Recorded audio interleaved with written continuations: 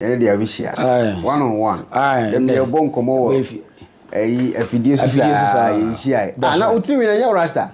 Dreadlocks, natural locks. Anti na se na wa ana. Wa pa. Oh, okay. Okay. Meaning say. Yes, say. Okay, what the chere? Machere, ya no machere. Oh, okay. I see. And then my best one this. Na ya ba fie o. Fie. Ya bedru Ghana. Ya ba Ghana.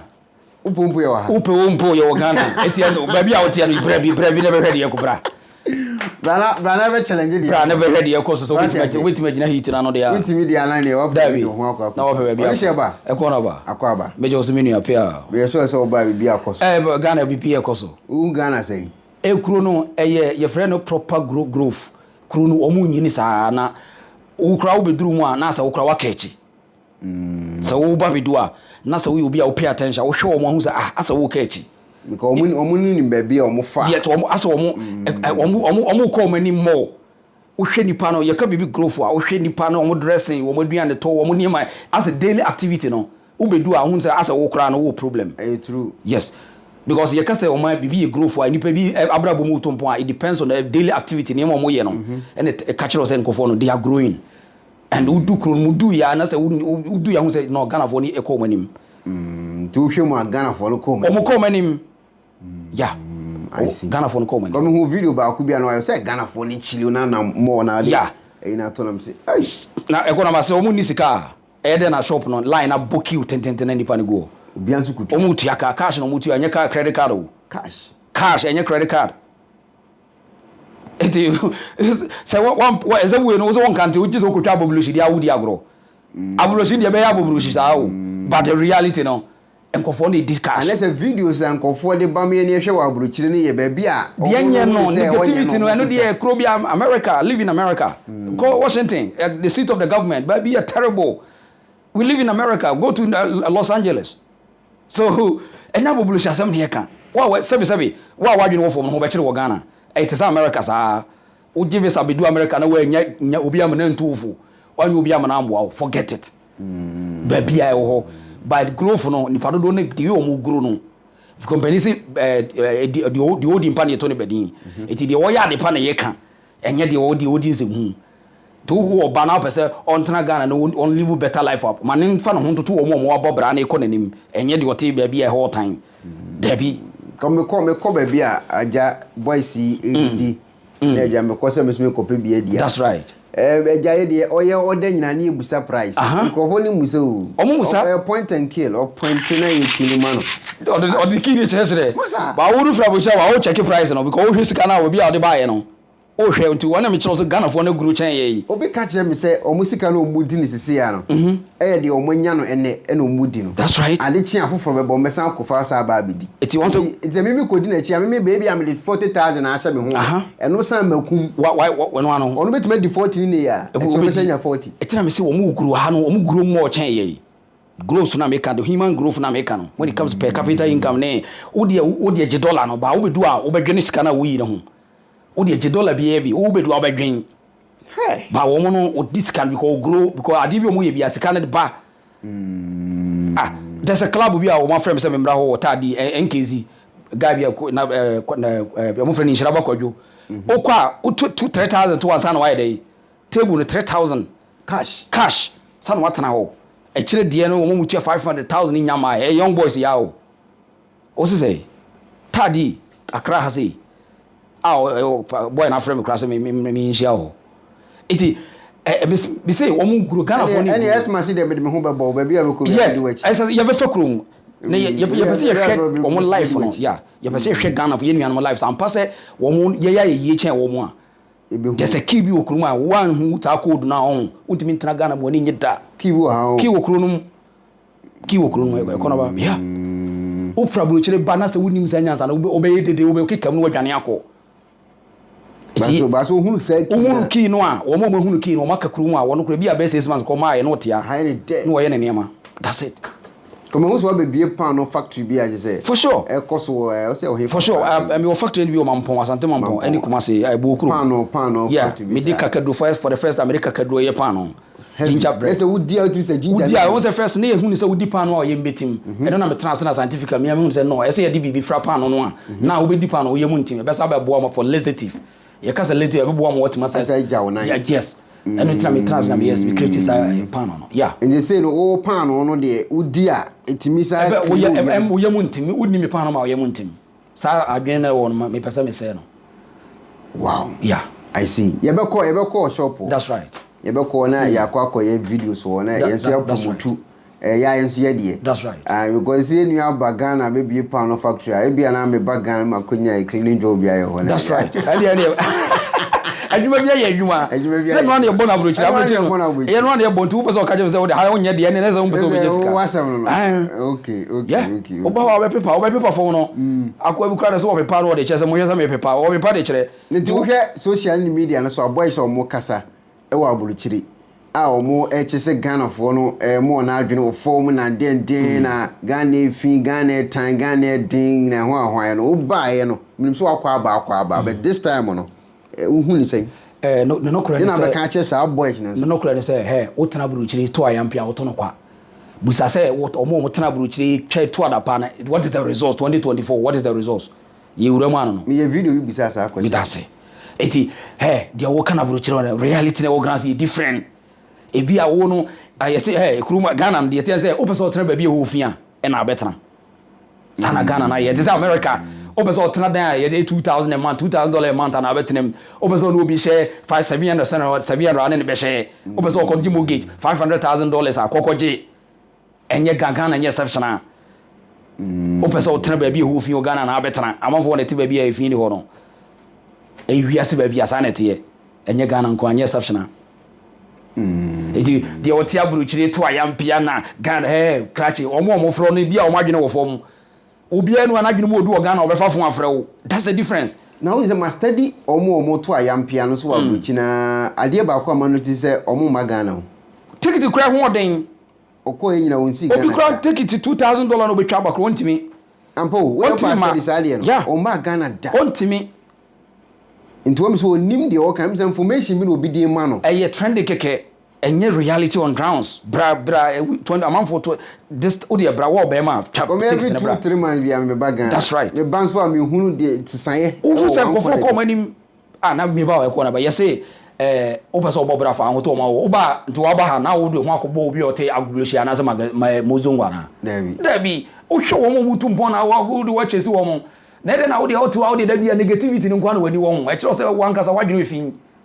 amanfo tu mpoko shopping malls ko stores to the shops amanfo bie amanfo they develop bie branches o say any dey open open negative news say obi ti agubuloshe na you interested mami che code ba ko kroma on Ekuonaba mami ma code bi o Ghana fo no won e strategy bi wo mo na sa wo ti abrochire wo tra wo cha wo kra ba etete kwa ni ba be duru a ho omo do madwene be biti o sika wono pa no aka che so oni an de emunye o fa kakra ma bram kakra o hwe code no sika wono ho udi agro ne ko gina ba bia ye gi ya ne uduru wa sika no kra obedwene ho ansa na wo ba wono be di sa sika no bara wo wi a obe pretend aka che so woni kapre enso ne sika wono ho to tina bro cheche asa na mo nyina wo hu Ghana for cars o mu twiri wa ha no wo ba o be rente kind o mu twi cars o kro mu apa ba wo no boka ko rente o de credit card na to no America o de loan ya finance amount iti o mu life no aso mu pretend kakra iti sa wo ka se de Ghana ni kan bia na be de akira o be mistake buko nipa na wo kan wo wi a shop bi a wo koye kra wo de twa mu wo nye and what thing na me no obi din komo car mu taxi driver ana me say na Ghana say boys into Uber so be any 20 Ghana so that 20 Ghana onya o gen so be this o me be wa dwena kwasi wo dwene hu no wo dwene ni ge bi hu that's right and sika o mo say no untimi nyina ho it is any pan and town kan chom say hia Ghana for unnim nti sika ase and most of Ghana for na tiabroje bebre na have less sika hu nyansa Ghana for no be bread to any financial knowledge. They don't understand currency, paper money. Iti ono be office o koye adwuma onya $2,000 no e sika ma no. But obi e use 50 cedis we be every day we betimi spend say sika we. Every day we spend it. So home. But o tani pa no di say sika no o sika chen. Konim how we see nyasa cash na ready. On cash flow. Ba wo sika na onya na broche ne cash flow ni nyina ne ye one way government pay me and company pay you pay to aka once. Ba wo no omu cash flow. It will bet me 50 cities a year you say nya hwo. And it also more growth. Because Kumasi obias mo ka say and some am kan media some media mo no entoto na ye mo na mo ka. Oh yeah, and no akra obi catch be call akra mo obi catch say mo dem tia brocho na mo ye dede sa mo mra mo ka say mo kwa na mo ye shopping na. Obi ka be say was say mo dem mo tia brocho na mo ye dede sa. Heavy. Yeah. And o trablo chire kra o be tete kwa ni o be ye o yes you become so dumb so ignorant when it comes to building a country. And o be do Ghana. See you problem ne say me nim ye nua na tete ablo chire no. Aso so ko abogafo me nim ba bi o mo ko fifa wan ko na bi na wo hu data nti bi na wo hu fom bi ya o visa no an abro chire no. But the reality no e say dey wo si adwuma ye nya adwuma sa wo Ghana ha. Se ka wadwuma na wo ye no na wo ko double hours so di bi ba Ghana nka Ghana fo dey millionaires wo wi ase. Omo de ne omo ye adwuma no simple with stress free. Yeah, stress free. Omo ni stress. Wait make I say next boss me I remember. Oma. But still o sika ho. Eti was a one ti kuro ne friend Ghana and the country be in fact but to kwa bebre country be awudu say o ti kuro na siansa. So we Ghana ni na wa free kuro no wo ba I say kuro ni kire unyansa. Se Ghana kire unyansa forget it. Obedu be dwane. Obe de dey na me call Ghana David won ti kuro na say. Sani we are kuro bi atenti ye nua no tete abruche no won so o mo hyehyɛ wankɔ ti won hye den nim the reality on every country no kro team no obi wo kra sa America say ye wo Ghana ni bi wa tra America be the last 10 years 15 years won teaming drive o kra Washington da ba bi o TM so o Maryland e hardly so be drive ka so o Maryland o Washington. That's a reality. And o mu suro ehun ni fede ne sa ne mane nti sa di pa o bu sa America experience woni bi yeah ono sorry an o ko redwuma no be fio onni experience forget it ne ja de o ka no. Onti sane mani nyina sa obedu Ghana na woni enwan experience ya you can't stay nena ntoto na yemo. That's right. Now obi fra wa hwe na maka tumidi kaka cho be se Ghana fo no code o mo pretend na odi age wo sika ka ne de ho to mbe shada fra sister eni man ka yi especially boys na mo wo girls wo ha na ya na man from no o fra say bra me say no pede me ni di sam de ko hwe mo bi ni koso bi a wa chia wo se hu oba bi a done it ni nchen no. That's right. Oba sa fo afra wo. That's the code the whole country name. Obe frɛ sɛ ne ho kyerɛ ne so tambre ne nema bi egu ne nkyɛn wo kura wo nkɔ ho wo di $10 kura na odwene ho.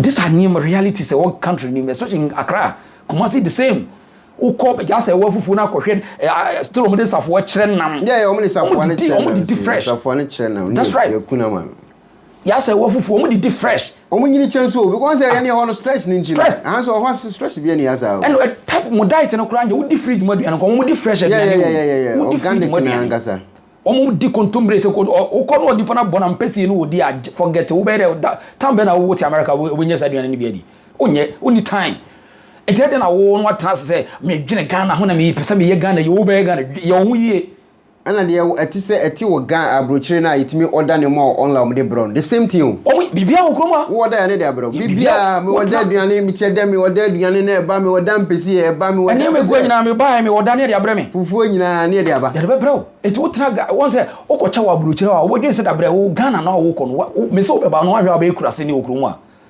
and bibia wo ye ne abrochire bi okromu ha bibia wo hu na abrochire bi wo Ghana grow to a certain level just a political system no and na omo hide niema because of say they are not in control it omo na nkasa nche any formula but individual no obi anim de ode na bra boy independent work grounds na nyesika but system no recognize it because of political decisions in no independent nyesika system no a wo kura sika pa wo de ya omo kwa yi akɔhwe sika omo say na yi na say senka ya America ena nke musika ni ya monitor sika na system no kabun se Ghana fo sika cha America fo because ka se no spend sika no ena kire the level se nkofo no sika and what thing yes eji wonya na obetena America na wo system na ya straight our sika our source of income we know baby our sika free ba no e different from Ghana eji wonya na obetena so obe predict se Ghana hia omo se obeti say oh Ghana ye poorest country nya no kre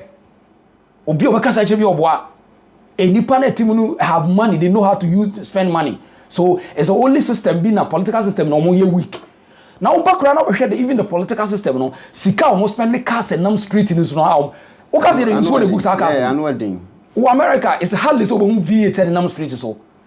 Omo Europe and country. Germany, everyone will be the V8 in the street. But come to Ghana, people are driving V8 4-wheel drives. They are driving it in the society. Boys are 20, 22, 23. That's right. That's right. And America, before also we still time I could do Range Rover, say young finance man, I could to and then I want Range Rover because we still be to tax property. And boys, you do that. Be almost more year on life fraud in India. There be say yes say now because of fraud. So one China was saying fraud. Just watch now, be in business and that's not the reality. I will be catch us and a boys in a year and we yes fraud and you know fraud be any baby. Do I have fraud now? America, it's one way money laundering near the dinner. Trump will crash on tax. You see, and go for Yesikano. A country be a grew. America would back in the days, a crown fast when you music be possible. Nobody a master do has so.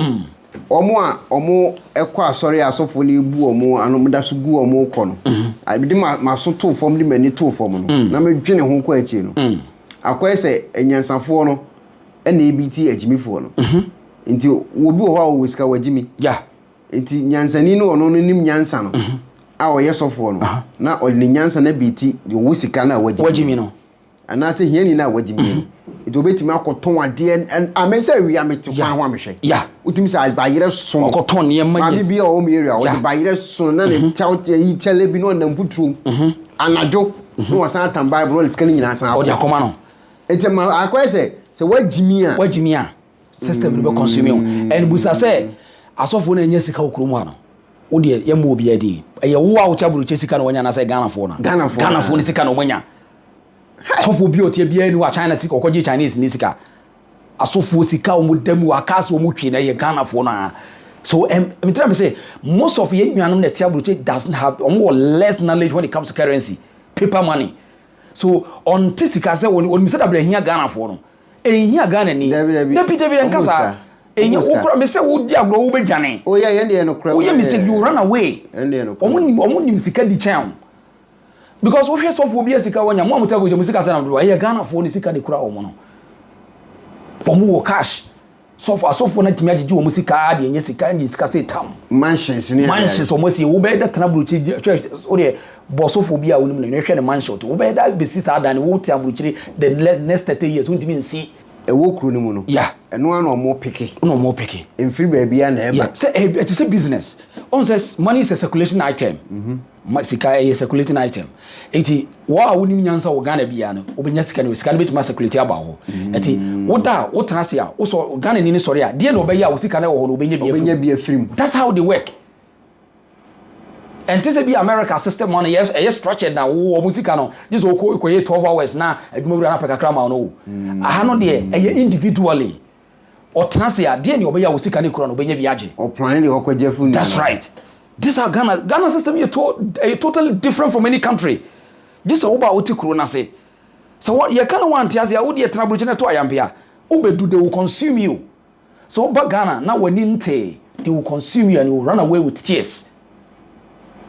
Because Oba Corona went to Omasia. Oba say, oh, Baba, Papa. No, you are not doing anybody favor here. No. It's a misconception. You're terrible.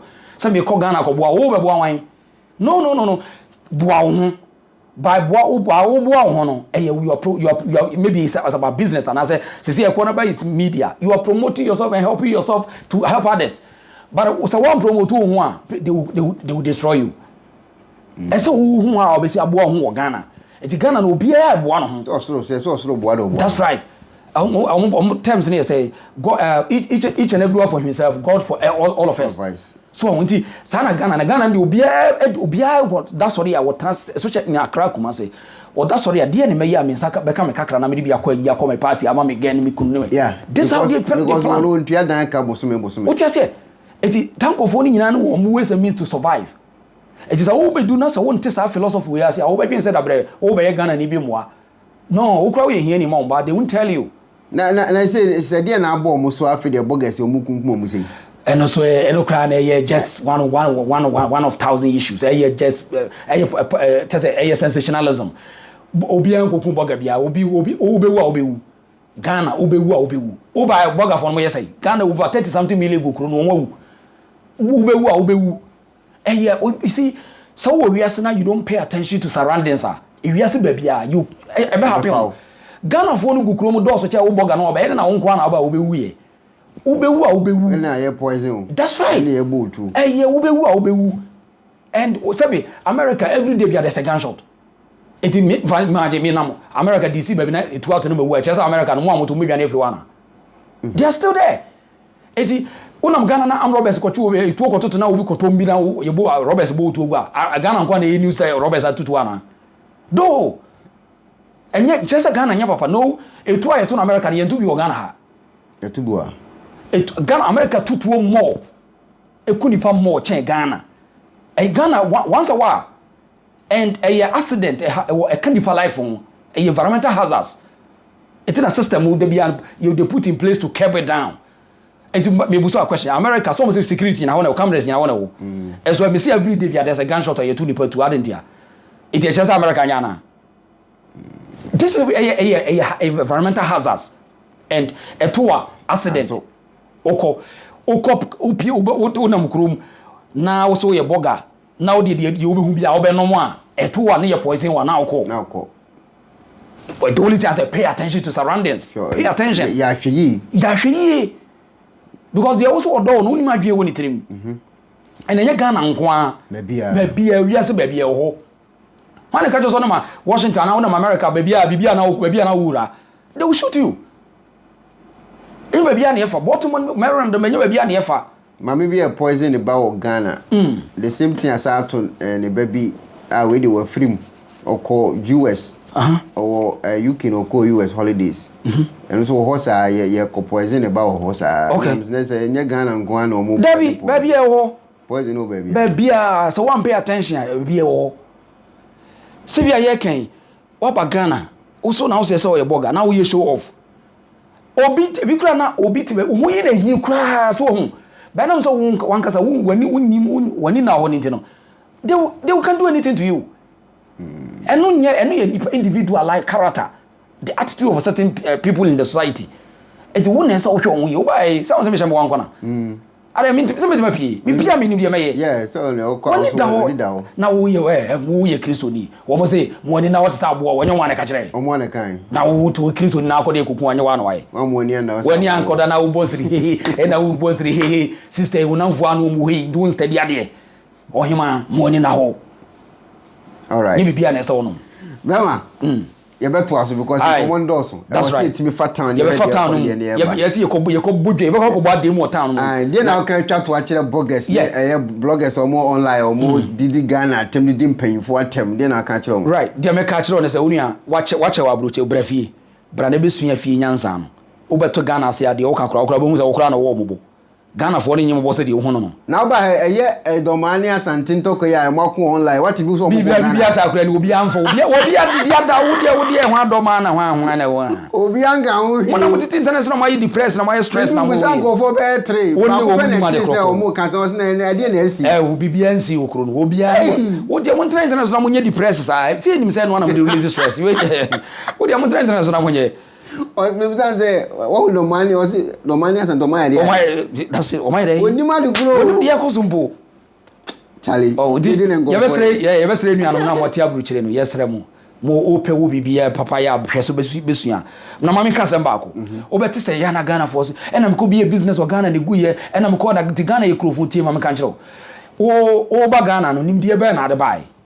And I will be ultimately make a way caretaker, or Shako Craniabra. Oh, by I would be through Ghana as Madani businessman.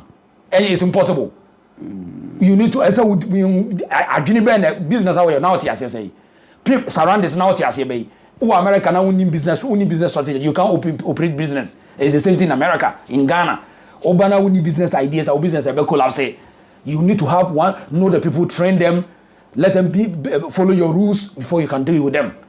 We as baby asanete say na me ko bi adwuma Ghana de go nipa na no mo adwuma no mo adwene te say na say ukran so bi adwuma na wa America me so ba shewshew be hwe adwuma wontimi ntra bro chire nka jose waja adwuma say ye baby anu ete saa wo company na wo ndina wo supervisor ni manager da bia o mo check oni afro na wo yi training America ada na wo business we ja wo obi salon we ja na amani pa ba kope na wo kompai bo na adwuma no mfa ho obi kura 3 days na ho freda as a see you na say adwuma wura wo be ku ya me bi adwuma Ghana na agu nya no kre nya no kre Odehyiaba attract take it 30 man band na say why already so be adwuma Ghana that's right so na yin tientia ese so kura wo tra so free ba bia wo no kura wo pese wo se me pa pese me nya si content mo ese be tra kuro no mu ese so be tra Ghana na wo feel system no na wo how to manage your business ko untimi nkotra broche mie business na waja na wo say meti abrochire na no bia sika no bia na wo pe wo say meti ba bi say sika foforo no it's your best room o pesa wo be business o Ghana fa me hu business idea na wo no wo say wonya wo hu nyansa ansa na wo ba be enye sa mu za didi na mo ya wo ye no amanfo wo mte no business e koso ye kotan wa wo obo hu amanfo shops o mo bie ni branches o mo bie